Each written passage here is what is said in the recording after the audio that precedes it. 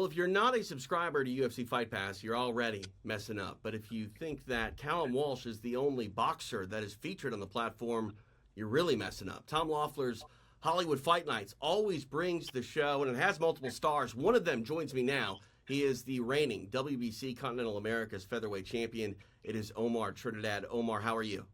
Good, man. And yourself? Very good, sir. I appreciate you joining me. We're just a few days away from another title defense. We've seen you shine time and time again on the platform, but we haven't really been able to chat in a setting like this. So I think it's important for people to sort of get to know who some of the other boxers are outside of Callum. Callum, casts a big shadow with Dana White's endorsement, but time and time again, we tune into these fights and we see guys like yourself jump off the page. No, yes, man. I'm just taking full advantage of the moment, man. And yeah, man, Callum's been doing his thing. We're all been doing our thing for the promotion, and I'm glad I'm part of 360 Promotion and UFC Fight Pass, and I'm glad I've been putting up fights that people are enjoying. It's all about, getting that spotlight on you and then what you can do when in the spotlight. And we've seen you time and time again. I want to talk about your journey. Undefeated, 15 wins.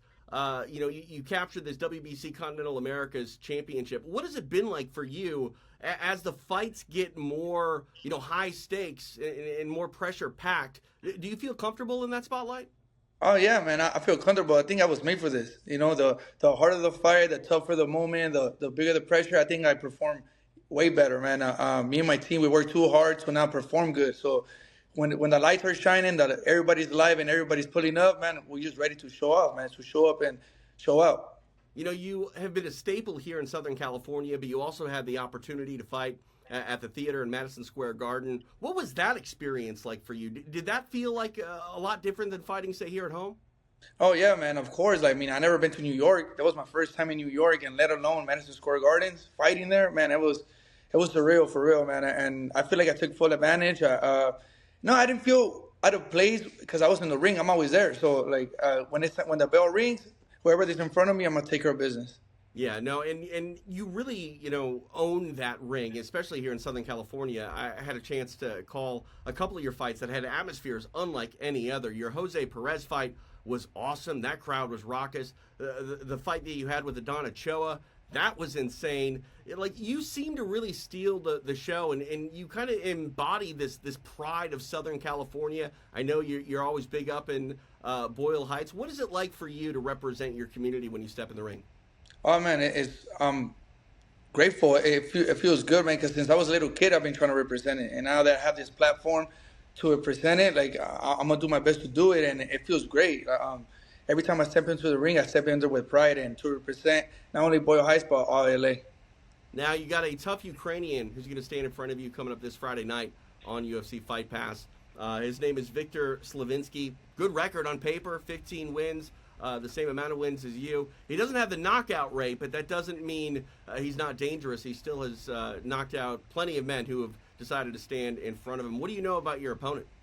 I know he's solid. I know I seen him a couple of days ago at the media workout. He looked solid, a little drained, but he looked solid. And yeah, they say they're tough and all that, man. But when it comes to fight night, I'm a different animal. And yeah, maybe he's gonna last 2 to 3, 4 rounds, but I don't see it going past 5 for sure, man. I feel like I'm in my best shape ever, and I feel stronger and faster this time around.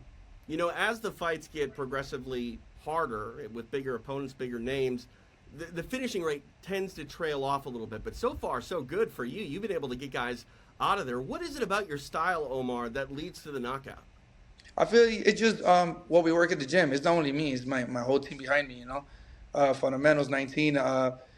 We work. We sit down. We sit down and we figure out where we messed up in, and we go back to the drawing board and we fix it. And then when I'm out there, man, I feel like I'm quicker. I'm more reactive. I'll pick up on stuff faster, and I'm just overall just confident. Just confident in everything I do. If I'm gonna land a big shot, I make sure I commit to it. And so far, so good, man.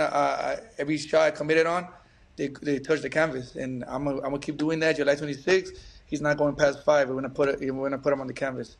There's a common, bond between, I think, you and the other 360 fighters that have been showcased. There's really no time off for you guys. Like, you guys are trying to fight 4 or 5 times a year if you can swing it. Is that the sort of output you like?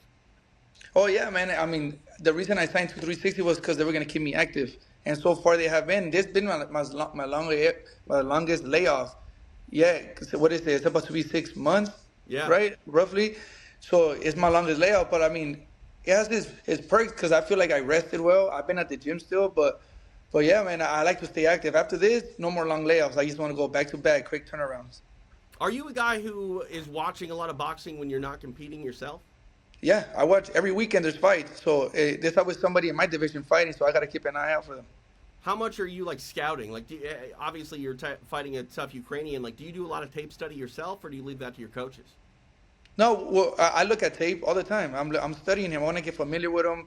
What is his pros and cons? Like I'm looking at him where he messes up, and I'm looking at him where he does good. Just to when it comes down to fight night, I just need a round to download information, and I'm ready to go.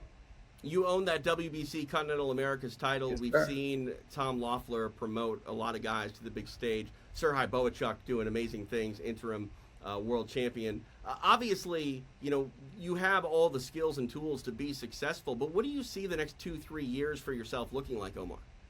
I mean, I feel like my future is bright. My future is bright. I'm taking care of business now in the present time, and I see myself not too. I feel like maybe within a year and a half, I'll have a title shot for sure, and hopefully all my dreams come true because I've been working too hard not for them not to, man. Now, the opponent again is Victor Slavinsky, a tough Ukrainian, good knockout power, good all-around boxer. You say it's going to be done by, what, the fifth round, you're saying? No, no, it's not going past 5. Mark my words. So, I mean, how fast do you get after it in this fight? Is there a feeling out process, or is this one of those where we shouldn't blink? No, of course I'm gonna start it off slow and stuff like that. I mean, if he gets out earlier than 5, I don't get paid for overtime. I'll get him there earlier, but I like to enjoy the night and give the fans a couple of rounds and then give them the knockout of the night, fight of the night for sure. Yeah, that is one thing that I see about yourself. I don't think that you're cocky, but there is a fine line between confidence and cockiness. Generally, that line of success. You've been successful each and every time out, but how much do you enjoy the walk? How much do you enjoy the fight itself? Because it seems, like you said, you're right at home inside the ring. I enjoy every bit of it, from the media workout to the weigh-in to fight night. I enjoy all of it, man. I'm living in the moment because, how they said before, like these moments don't last forever. So you gotta live in the moment and enjoy the good and the bad all the time, man. Because you never could go back in time and enjoy it again. So yeah, every time I step into the ring, I enjoy every second of it, every round, every punch I land. I'm enjoying it, man. I'm having fun out there. One thing that I've found to be a staple of your celebration is you kind of lay in between the ropes in the corner like it's a hammock. What is the significance of that? Is there anything there? Is that just like your thing? Honestly, man, well, growing up, I followed a lot of WWE, and Eddie Guerrero was one of my idols. Still is. R.I.P. Man, he passed away back in 2005. And I saw that he used to do that to mock his opponents, right? Like to kind of feel like it's an easy day. Right. And I did it one time out of just honoring him because I made shorts and to kind of like shout him out. And from there, I got a big reaction from it. So I just kept doing it. I kept doing it, and now people expect it every fight. So that's the beginning, the celebration behind it, the meaning behind it.